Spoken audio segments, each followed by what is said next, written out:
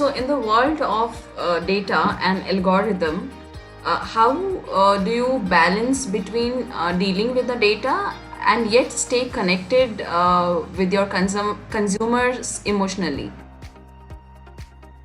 So I think that's a great question. It's a very pertinent question for a category like ours, because in a category like ours, everything is about emotion. If you That's take right. the emotion out and if you take the EQ out, right, then there is nothing left in this category. You can't sell senior care or senior living with just data and with Right. collateral that's kind of talking about a product, because it's not about the product. People are not coming to you because of the product.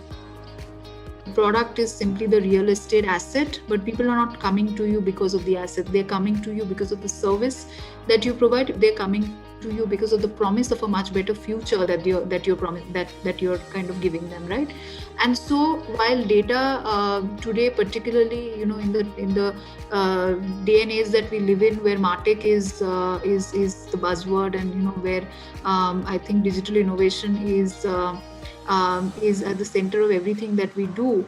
But while data is very important and we're constantly informed by data, so we are not averse to looking at data. We're constantly informed by data, and a lot of what we plan in terms of media is informed by that data.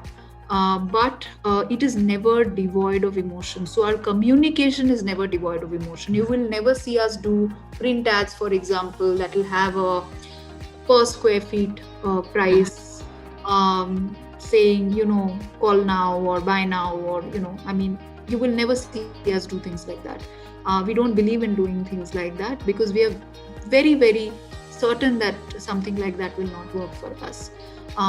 So it is always about storytelling. It is always about creating a compelling narrative. It is always about understanding the customer's psyche. And in our case, the customer segment is also quite interesting, because there are two main segments. There is the primary customer, who is the buyer of the solution, who is a senior citizen himself or herself. And then there is the secondary customer, people like you and I, who might want to consider something like this for our parents, right? So it is about understanding the psyche of both sets of consumers, and understanding